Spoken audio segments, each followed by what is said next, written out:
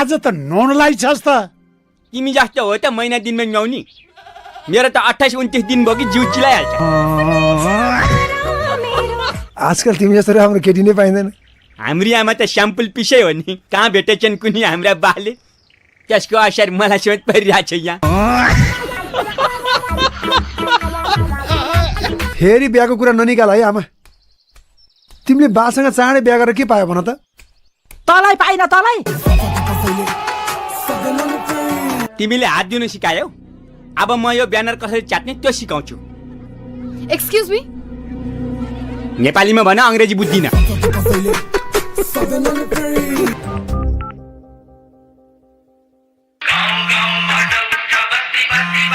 वार्ताको टेबलमा एकचोटि बस्दै नि त। यो केटीलाई मेरो फोन नम्बर कसले दिएछ? पछाडिको 6वटा त मैले दिया हो, अगाडिको 4 कसले दिएछ? Are you comedy me? ओइ, भोलि तिमीहरूको बिहान के गर्ने प्लान छ भन त? बिहान उठ्ने, मुख धुने, बम पड्काउने। 4 बम।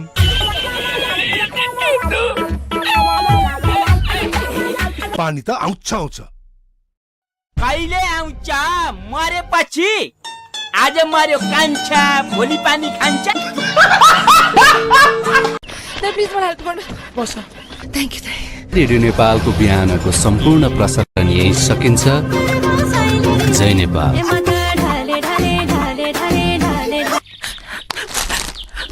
खाइबक्सोस् नजुर, खाइबक्सेन भने मरिबक्सन्छ।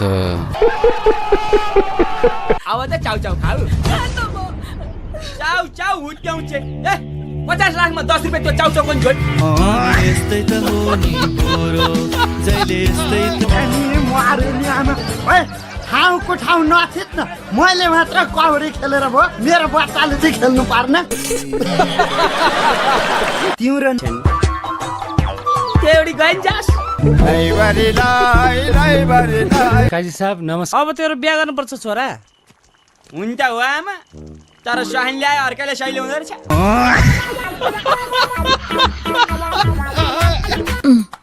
यसपालि पनि एसएलसी फेल। अब यता चाहिँ पास हुन्छ हैन त? लुगा नापेर आएको कि आगो तापेर आएको? अनि पुष्पाजीले के माथि चढ भन्नुभयो। के भनिस्? रुख माथि चढ भन्नुभयो।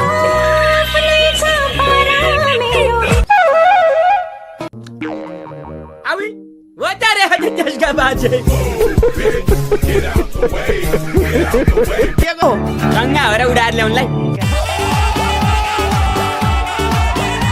ए, अर्को हिरो खोइ त। हिरो कहाँ एक्लै आउँछ त? हिरोइनसँग आउँदै खाली।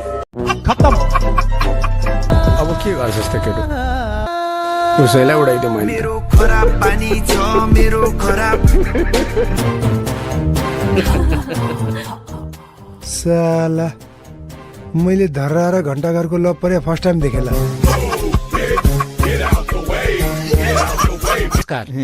तपाईँ पनि थुतुनु हेर्नु न, थुतुनु काइसाब जस्तो देखिन्छ। खत्तम। Bye bye. What's your academic qualification? I mean your educational level. Red label, black label, blue label चाहिँ चाख्या छैन। What is this? केटी माग्न गएको काल माग्न गएको भयो यार। हामी पनि बेकार डरेर भने बन्दुक छ भन्दैमा त्यसले पड्काइहाल्नु सक्छ। खत्तम। असाध्यै गर त्यहाँ गइदियो नि त। हामी सबै एकै दिन किन मर्नु? एकै दिन मर्यो भने सारा दिन एकै दिन पर्छ फेरि। Are you comedy me? फेरि खुस्केलिन बोल्यो।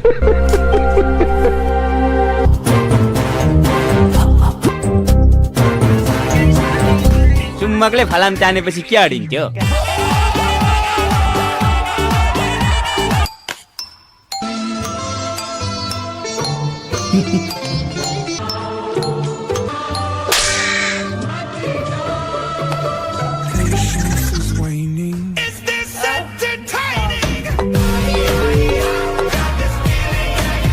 बाइ द वे, म तपाईँको उमेर सोध्न सक्छु?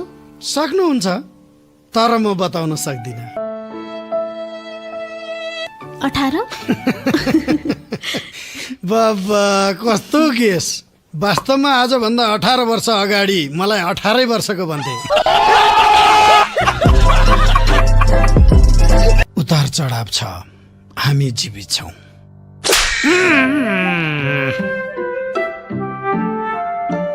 यो हजुरबाले खुसीको थप्पड दिनुभएको यो घरमा बन्दुक सन्दुक त छैन है?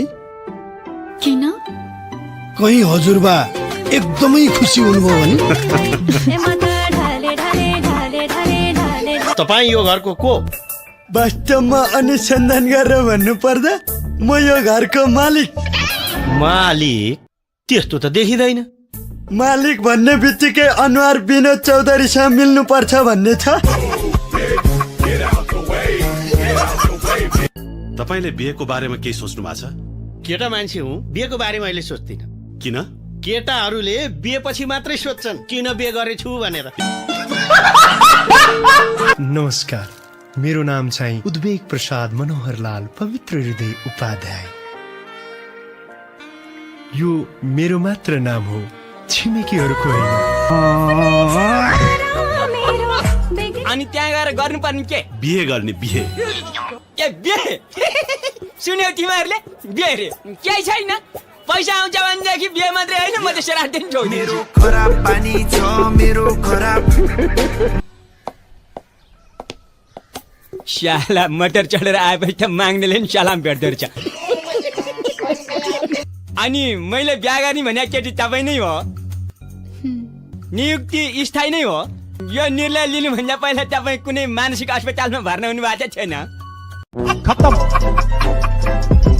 आफ्नो त अब पैसै माग्नु पर्यो। तर यो माग्ने काम त अहिले झडकमा पर्यो बाउ। यो सहरका कोही मान्छेसँग पैसै छैन। अस्ति एउटाको अनुहार यसो हेरेको आफैले 10 रुपियाँ झिकेर दिइदिए। नमस्कार नेताज्यू। भोलि हाम्रो पार्टीको जुलुस छ, 50-60 जना मान्छे यहाँको ल्याउने जिम्मा तेरो।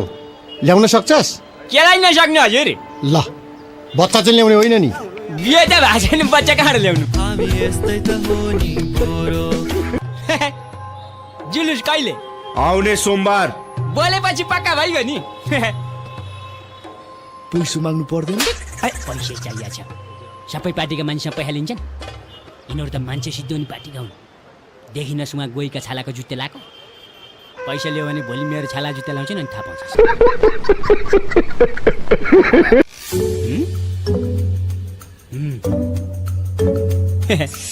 के गर्नुभयो तपाईँले? हजुर ए आफू त माग्ने हजुर, यो स्टाइलले पशुपतिमा माग्न बस्दा नि हुँदैछ भन्दा।